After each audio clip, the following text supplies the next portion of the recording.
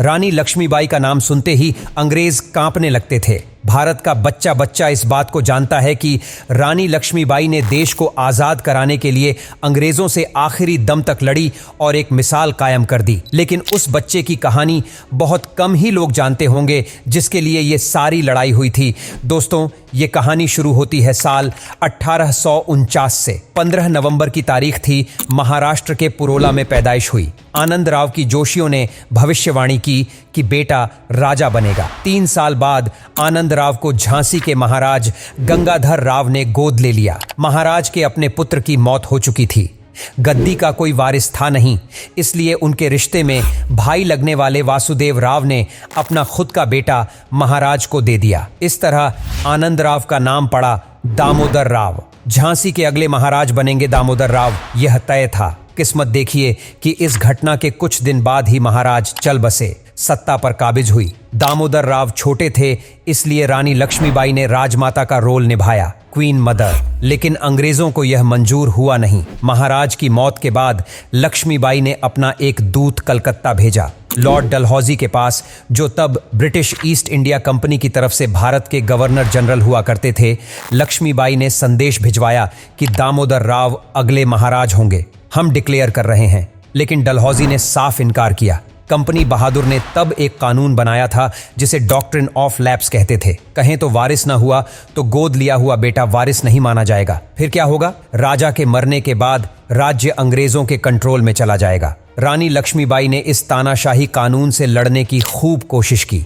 बाकायदा John Lang नाम का एक अंग्रेज वकील भी नियुक्त किया ताकि उनके केस की सुनवाई हो। लेकिन अंत में नतीजा ढाक के 3 पात ही रहा। आखिरी फैसला सुनाते हुए कंपनी ने कहा, झांसी अब ब्रिटिश इंडिया का हिस्सा होगा और बदले में रानी को हर साल 5,000 रुपए की पेंशन मिलेगी। कंपनी ने रानी से कहा कि वह चाहें तो राजमहल, जेवरात वगैरह भी रख सकती है। साथ ही ऑप्शन दिया कि महाराजा की सारी जायदाद एक ट्रस्ट में रख दी जाएगी, जिसे दामोदर राव के बालिग होने पर उन्हें सौंप दिया जाएगा। रानी लक्ष्मीबाई इसके लिए भी हरगिज तैयार नहीं थीं।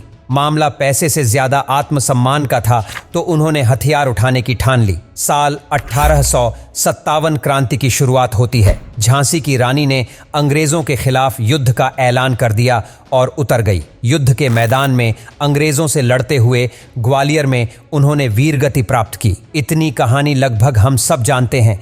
इसके आगे दामोदर राव का क्या हुआ, इसका जिक्र कम मिलता है। मराठी इतिहासकार वाई.एन. केलकर ने इतिहास से हाल ही में दामोदर राव के संस्मरणों को दर्ज किया है। रानी लक्ष्मीबाई की मृत्यु के बाद के दिनों को याद करते हुए दामोदर राव लिखते हैं, मां साहिब की मृत्यु के बाद मैं 3 दिन ग्वालियर में रहा। उनके साथियों में से सिर्फ 60 ही जिंदा बचे थे। अंग्रेजों से बचने के लिए हम चंदेरी की ओर निकले। तब हमारे साथ 22 घोड़े और 60 ऊंट थे। बताया कि चंदेरी बुंदेलखंड में पड़ता है। ग्वालियर से चंदेरी जाते हुए दामोदर राव को जंगलों के रास्ते ले जाया गया, क्योंकि अंग्रेजों के डर से बीच में कोई उन्हें आसरा देने को तैयार नहीं था। दामोदर राव बताते हैं कि किसी को संदेह न हो, इसीलिए उन्हें 10-10 के छोटे छोटे ग्रुप्स में रहना पड़ता था। राशन के लिए किसी गांव के सरपंच से जब मदद मांगी तो उसने उस जमाने में 500 प्रतिमाह लिए राशन के लिए। इसके बदले उसे 9 घोड़े और 4 ऊंट भी देने पड़े। इस दौरान रानी लक्ष्मीबाई के विश्वस्त साथी हर समय दामोदर राव के साथ बने रहे और उन्हें किसी हालत में अंग्रेजों के हाथ नहीं पड़ने देना चाहते थे। तमाम कोशिशों के बावजूद हालांकि किस्मत ज्यादा समय तक दामोदर राव का साथ दे नहीं पाई और अंग्रेजों ने उन्हें पकड़ ही लिया। कैसे पकड़े गए? दरअसल 2 साल जंगलों में घूमते रहने के चलते बालक दामोदर राव की तबीयत खराब हो गई। एक बार जब उनकी तबीयत कुछ ज्यादा ही खराब हुई, मराठा सरदारों को डर लगने लगा कि वह बचेंगे नहीं। उन्होंने नजदीकी गांव के सरपंच से मदद मांगी। सरपंच दामोदर राव को एक वैद्य के पास ले गया और किस्मत से दामोदर राव की जान बची भी। हालांकि इसी बीच एक मुसीबत भी गले पड़ी। ग्वालियर से भागते वक्त दामोदर राव के पास 60,000 थे, लेकिन लोगों को रिश्वत देते देते 2 साल में वह पूरी तरह खत्म हो गए। गांव का सरपंच जब तक 500 लेकर राशन दे रहा था, उसने भी आगे मदद देने से इनकार कर दिया। दामोदर राव लिखते हैं, हमने उसे 200 देकर कहा कि हमारे घोड़े लौटा दो, लेकिन उसने सिर्फ 3 घोड़े लौटाए और बहाना मारा कि बाकी मर गए। इसके बाद इन लोगों का ग्रुप वहां से भागा और ग्वालियर के पास एक गांव के नजदीक पहुंचा। अब यह बड़ी गलती साबित हुई क्योंकि ग्वालियर में ये लोग मदद की उम्मीद कर रहे थे, लेकिन मुखबिरों ने उन्हें देखते ही कंपनी के सिपाहियों को खबर कर दी और सबको गिरफ्तार कर लिया गया। हालांकि किसी को अभी तक यह नहीं पता था कि गिरफ्तार हुए विद्रोहियों में से एक लड़का रानी लक्ष्मीबाई का बेटा है, जिसको कहते थे कि रानी झांसी का बेटा दामोदर राव उनकी पहचान को रखा गया। गुप्त दामोदर राव लिखते हैं कि उन्हें कई किलोमीटर पैदल एक जगह से दूसरी ले जाया गया और इस बीच उन्हें एक मिस्टर फ्लिन के बारे में पता चला। दामोदर राव के मुताबिक फ्लिन अंग्रेजों का पॉलिटिकल एजेंट था और झांसी के एक रिसालदार से उसके अच्छे रिश्ते भी थे।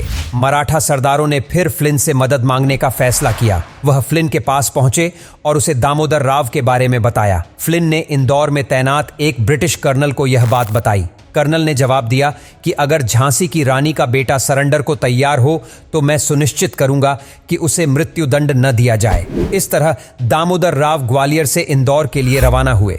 दामोदर राव लिखते हैं कि इंदौर ले जाने से पहले मुझे 3 महीना जेल में रहना पड़ा।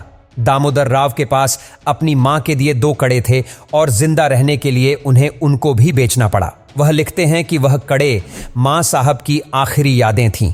तमाम मुश्किलों के बाद मई 1860 में दामोदर राव इंदौर पहुंचते हैं। यहां उन्हें कश्मीर के मुंशी धर्मनारायण के हवाले किया जाता है। कंपनी ने वादा किया कि वो उन्हें हर साल 10,000 पेंशन देगी। दामोदर राव ने अपने संस्मरणों में यहीं तक की कहानी बताई है। इसके आगे उनका क्या हुआ, इसके बारे में डिटेल में जानकारी नहीं है। हालांकि कुछ दस्तावेजों में जिक्र मिलता है कि अंग्रेजों ने उनके नाम से बने ट्रस्ट में जो 7 लाख डाले थे वो उन्हें कभी नहीं मिले। अपनी जिंदगी के आखिरी दिन मुफलिसी में उन्होंने बिताए। इंदौर में ही रहकर उन्होंने शादी की, जिससे उन्हें एक बेटा हुआ। उनके वंशज आज भी बताते हैं कि इंदौर में रहते हैं और खुद के नाम के आगे झांसी वाले लगाते हैं। झांसी की रानी की यह उनके लिए एक अंतिम याद है। जहां तक दामोदर राव की बात है, अपने हक के लिए केस लड़ते लड़ते साल 1906 में रानी लक्ष्मीबाई के बेटे का निधन हुआ, जिसकी आखिरी याद जनमानस में इस तरह कैद है कि झांसी की रानी युद्ध में लड़ रहीं और दामोदर राव उनकी पीठ से बंधे हुए थे।